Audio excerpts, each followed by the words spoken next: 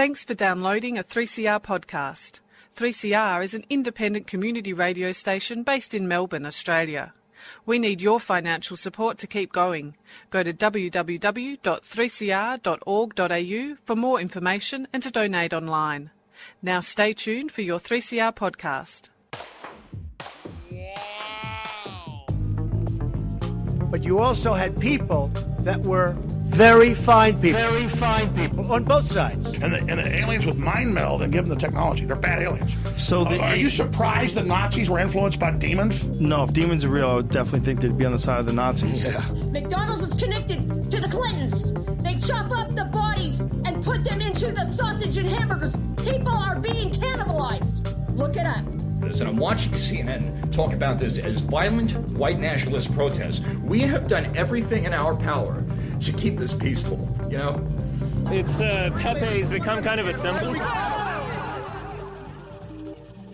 Welcome to Yeah Na Pasaran, a show about fascism and its gravediggers. I'm Cam Smith. I'm Andy Fleming. And this week we are joined by Elise Thomas, who is a senior OSINT analyst at the Institute for Strategic Dialogue. Thanks for joining us, Elise. Thank you for having me. Well, it's been quite a year, Elise. One of your beats is misinformation and disinformation, and you've been kept quite busy. How has 2024 been in terms of people telling lies on the internet? You'll be surprised to know they're still doing it. We haven't fixed the problem, unfortunately. Yeah, it's definitely been an interesting year. Before I start, I should just say that everything that I say here, I'm representing my own views and not representing the views of ISD. But yeah, it's been a very interesting year on a variety of fronts. We had the US election where we saw huge injections of cash from the likes of Elon Musk. It seemed that the bots were running wild on X.com, the everything app.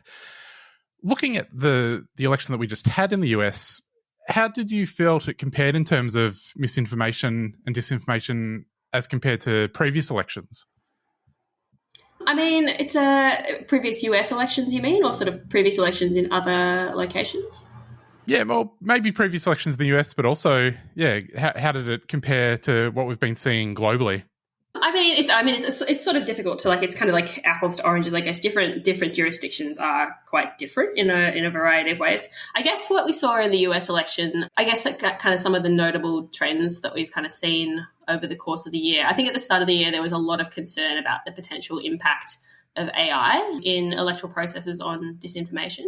And we haven't really seen the worst fears come to fruition in that sense. I don't think we saw anywhere sort of, for example, an election potentially impacted by a really convincing deep fake or some of the other nightmare scenarios that we were discussing at the start of the year. I think what we have seen is, in terms of the impact for AI and elections specifically, we've seen just a huge explosion of just AI chum everywhere. So I think what we're seeing at the moment with AI and disinformation is that it's expanding the abilities of mostly low-level commercial actors to produce content at scale, including highly clickable content like political content focused on elections. And I think we saw that a lot in the context of the US elections just passed. There were a lot of commercial actors who were very active on both sides, creating, I don't know if you'd even call it disinformation, just like highly emotionally charged political content. So just kind of turning up the temperature on that political debate for their own purposes in order to make money.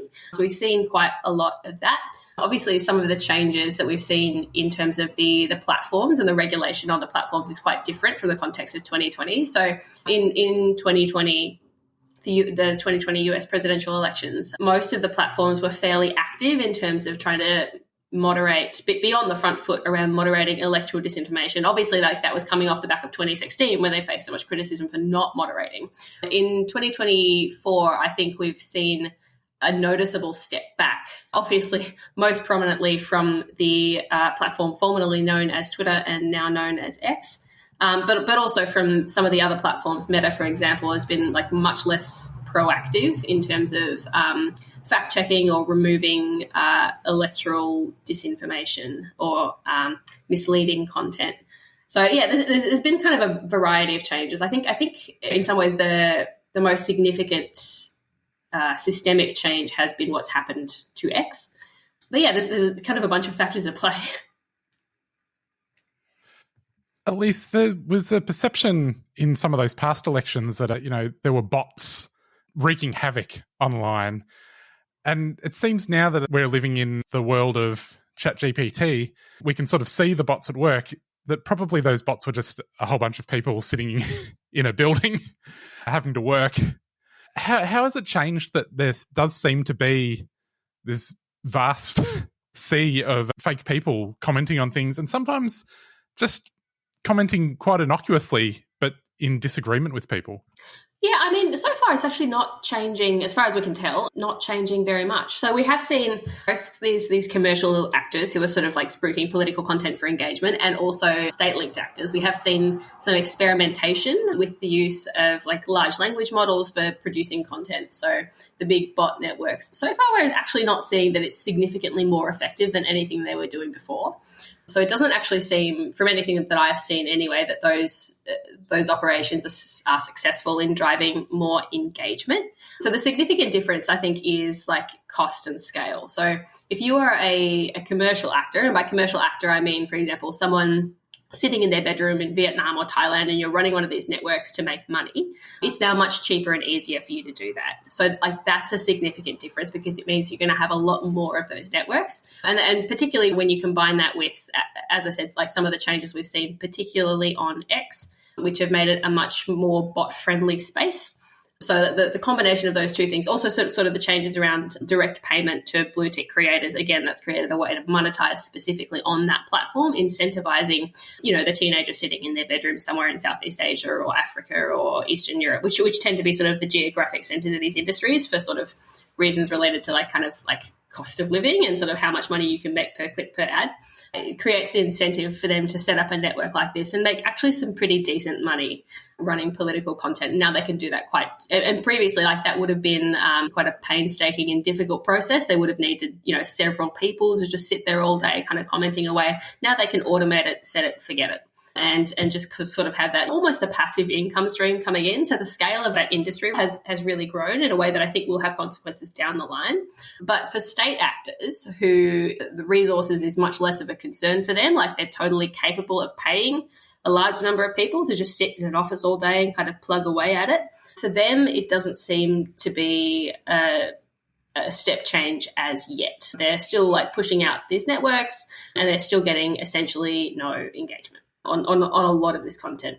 So yeah, so the implications so far are kind of like more on that commercial side at the moment rather than kind of state-linked propaganda. Elise, how decisive or important do you think X was in terms of the US election, and what do you expect its future to be? Do you expect it to continue to play this role as a form of propaganda for the Trump administration? Oh, look, I've got no idea. I think there will be many, many PhDs in trying to figure out what role X may or may not have played in the outcome of the 2024 election. And I think I think the future of X also is super interesting. And I think anyone who says they know what's going to happen is fibbing.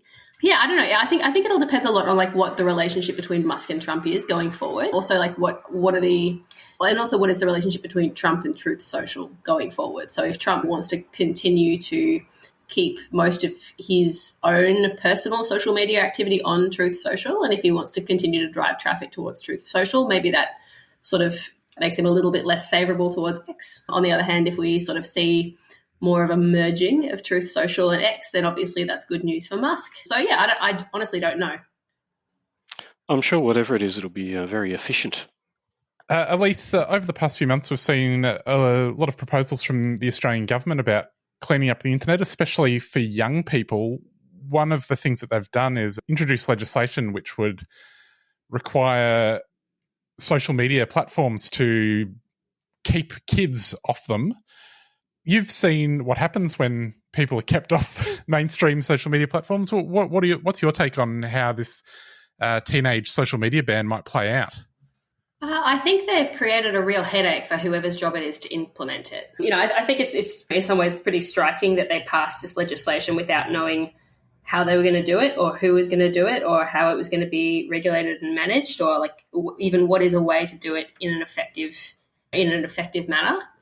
There's many other jurisdictions have tried to do this. The UK spent looking into how to do age verification for porn sites. They wanted to block porn sites to only over 18s, and they spent years looking into it, and the best they came up with was you've got to give the porn sites your driver's license or your credit card details or your phone billing data, which I think is not, to my mind, is not an acceptable or workable outcome, because it sort of comes with the trade-off of preventing young people from accessing these sites that we don't think they should have access to, is a massive invasion of privacy and of data, and creating a data security risk for everybody else. Because obviously, once you provide that data to whatever site you're trying to access, you're then relying on them to either delete it and properly delete it as well, not have it kind of like they think they've deleted it, but it actually is sort of sitting somewhere on their system where it could be accessed by hackers, because obviously that is very valuable personal data.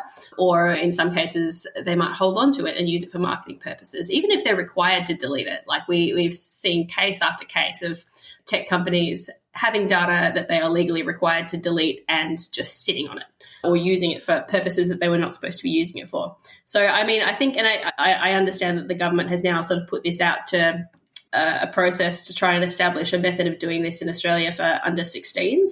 I doubt they're going to come back with any significantly different answers. And so I think we probably are, if they want to implement this, rather than just kind of kick the can down the road for several years via more and more inquiries, which I feel like is probably also a viable option for them. If they want to implement this, then I think they have to be really upfront with the Australian public about the fact that this is not just something that affects under 16. This is something that will affect every single person who uses a social media platform, because we will all have to verify our age. And that means that we will all have to do something along the lines of either providing our personal data. I know they've ruled out that people are going to be required to provide their driver's licenses or whatever directly to the social media companies, but you might be required to provide it. I don't know if they'll suggest perhaps providing it to a government agency, which would then tell the social media companies that you are over 16. And obviously the consequence of that is now the government has a list of everybody's social media accounts, which I don't know about you, I don't love that idea. Or sort of allowing them to scan your face, for example, so they've got your biometric data. And obviously the problem with that is that age verification via biometrics, particularly via facial scans, is very inaccurate. Like it can sort of tell, are you 19 or are you 90?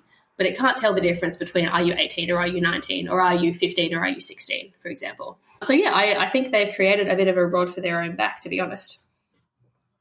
Well, at least we can say with some certainty that getting all the kids onto Telegram can only go well. Yeah. This is and this is the other consequence. If it works, the kids are not going to get off the internet. They're going to find somewhere else to go, and they will go to less regulated, less controlled spaces. The most obvious of which is Telegram. And obviously, we've seen in the past what happens when sort of whole cohorts of people get kicked off the mainstream platforms and go on to Telegram. And the first thing that happens really is that they get exposed to a lot of content that is banned on the mainstream social media platforms, a lot of really extreme sexual content, a lot of really graphic, violent content, a lot of extremist material. That's what we've seen communities like deliberately bombarded with, deliberately targeted with on Telegram in the context of other groups who have been removed from social media. And I think there is a strong possibility that is what would happen to the under 16s if they were to be effectively kicked off the mainstream social media platforms. Maybe not so much for the really young ones, the sort of the under 10s. I mean, I hope they wouldn't be on Telegram, who knows? But a 15-year-old, 13-year-old, absolutely. Elise, in terms of insofar as disinformation or misinformation constitutes an industry, would I be right in thinking that the industry is growing despite these attempted forms of regulations? Oh, absolutely, for sure. And there's it's an absolutely fascinating industry, and it kind of like works across multiple levels. So there's sort of there's sort of like a domestic misinformation, disinformation industry, people who kind of make money off that doing this sitting in Australia. But as I was saying before, there's also a global industry that tends to be based in like specific parts of the world where cost of living is quite low, and where you have large populations of well-educated young people without access to good job opportunities. So there's a really big sort of focus of this industry, particularly in parts of Southeast Asia, Vietnam, China, Thailand, Malaysia, Indonesia, huge one, obviously the Philippines, and we do also see hubs of it in Eastern Europe. There's sort of the famous Macedonian fake news farms, like that is based on something. They really do exist, but also kind of Romania, parts of Africa, these really big industries, which yet tend to be based in these parts of the developing world and tend to be targeted at the developed world, because those are the countries that you can make the most money off. Like, for example, if you're running ads on your website, you get a certain amount of money per click on each ad or per view of each ad. And the amount of money that you get is often based on which country that person who's viewing the ad is in. So, for example, I think it's off the top of my head, I think actually the UAE is the most valuable per click or view, and behind that it's the US. But sort of there's sort of this like basically this kind of like global industry based mostly in the developing world, targeting mostly the wealthy developed world with misinformation, disinformation, also cute cat videos, sports videos, cooking stuff. Like it's all just like designed to get you to click on ads or view ads. So you sort of have both this international disinfo industry and also like a domestic, like local grifters and sort of the transnational elements too, sort of like the grifters based in the US, for example, who are also getting audiences here in Australia, Australian grifters getting audiences in the US. So yeah, it's a really complicated, fascinating industry. And the economics are changing quite significantly at the moment because of, as I was saying earlier, the accessibility of generative AI and sort of what that does, particularly to the bottom end of the market, the people who are just like pumping out content on an industrial scale. It's just gotten a lot cheaper for them to do that, which I think is going to have a lot of kind of consequences further down the line.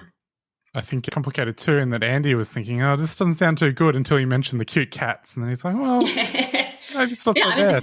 This is the upside. There's a lot of free, like I love those Twitter accounts where it's like cute cats in strange situations. It's just like a cat with their head in a lampshade. Like honestly, I get enjoyment out of that. So I don't mind some of those.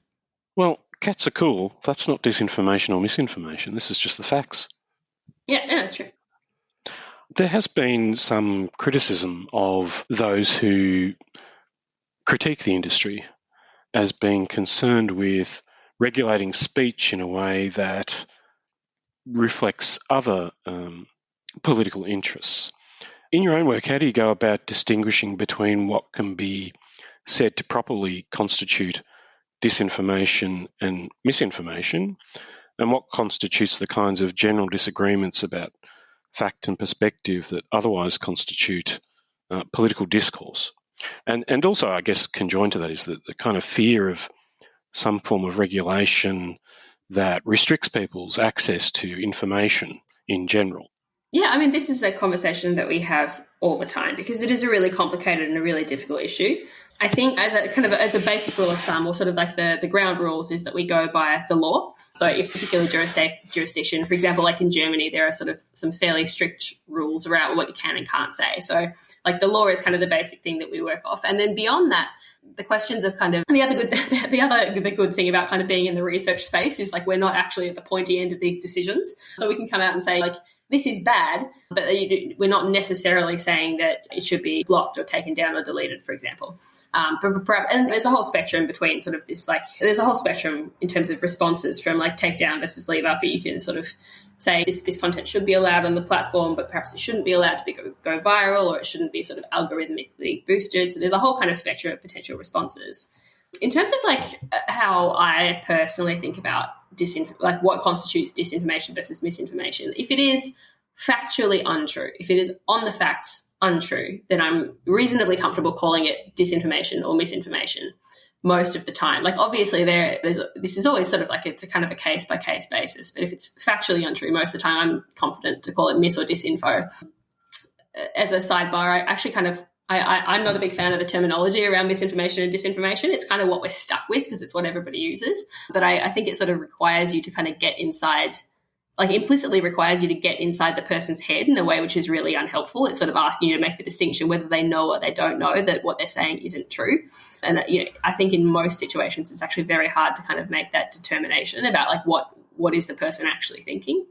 But yeah, it's that line of kind of factual truthfulness is probably my general rule of thumb. Obviously, there's a lot of context in which someone might say something that isn't provably untrue, in the sense that you can't point to like a research paper or sort of some other really hard piece of evidence to say that it's untrue, but you believe very deeply that it's untrue. And those ones are kind of quite tricky. And I'm sort of much more careful about sort of using words like misinformation or disinformation about some of that. I think propaganda is quite a useful term. Some people use malinformation, but I'm not a big fan of that term personally, because I think it brings in this sense of like a value judgment, because mal obviously meaning bad, so it's bad information, this idea of like a value judgment. I think it's a really tricky question, and it's so context based. Yeah, it's I mean, this is one of the fundamental questions of human society, right? Like, what should you be allowed and not allowed to say is something that we've been debating since the dawn of time, and we will continue debating until the end of time. Elise, you mentioned before that some of the state-based efforts have not been very good. Is there anyone that is sort of running any sort of project that seems effective? So one of the things that I will be writing about quite soon, and that I think has actually been like a fascinating shift specifically from Russian actors over the past like 18 months or so. Actually, I would date it back to, I think it was early 23 when Evgeny Prigozhin came out and acknowledged that he was the head of the Internet Research Agency, or the founder of the Internet Research Agency. Like, I think that is when we started to see this shift of Russian actors who are relishing being exposed, they love it when we put out reports about them. They love it when the US Department of Justice, for example, came out and accused Riba and Mikhail Svinchuk, which is a sort of a Russian state-associated media organization, of interfering in the US elections. They offered, I think, a $10 million reward for information about Svinchuk.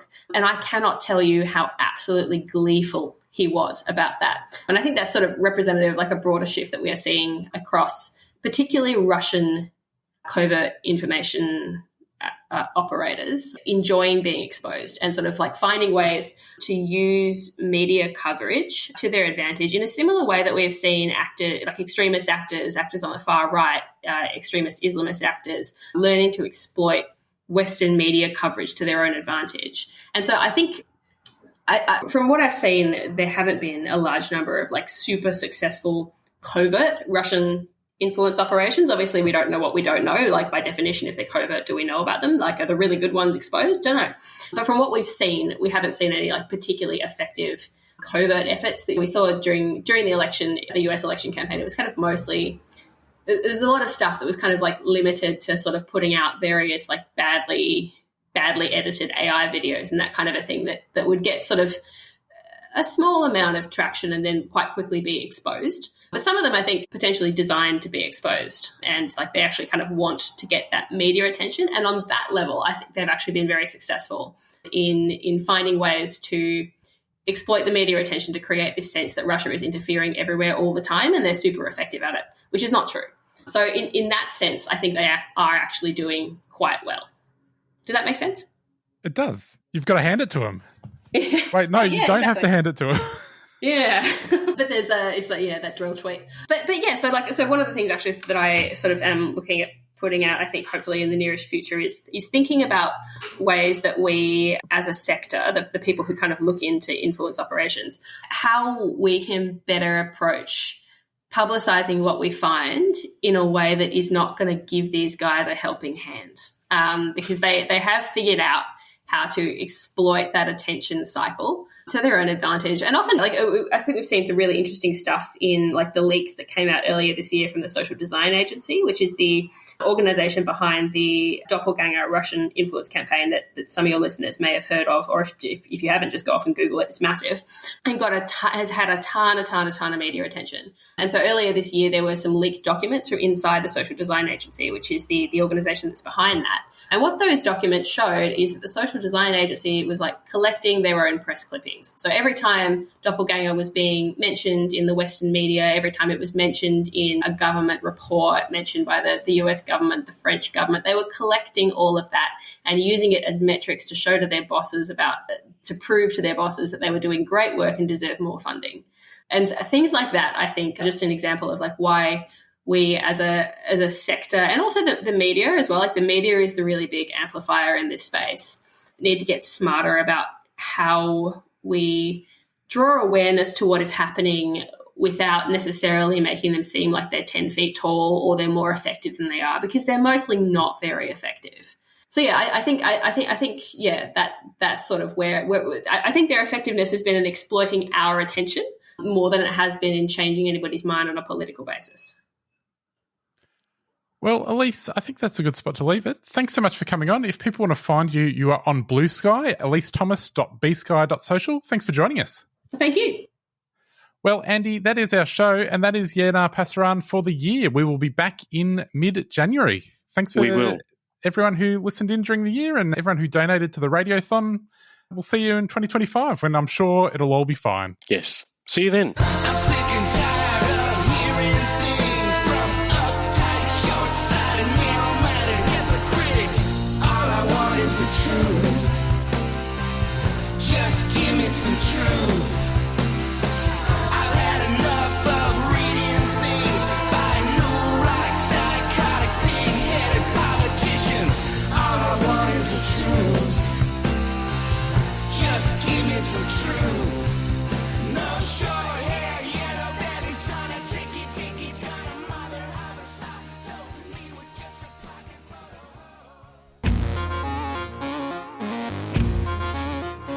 Keffiyehs are Palestinian scarves, and they're a symbol of support for justice for the Palestinian people. From the traditional black and white keffiyeh to an array of modern designs, explore the range and order online or drop by 3CR during business hours. Wear your support for the rights of Palestinians. Go to keffiyehs.org.au, that's KUFIYAS.org.au. A 3CR supporter.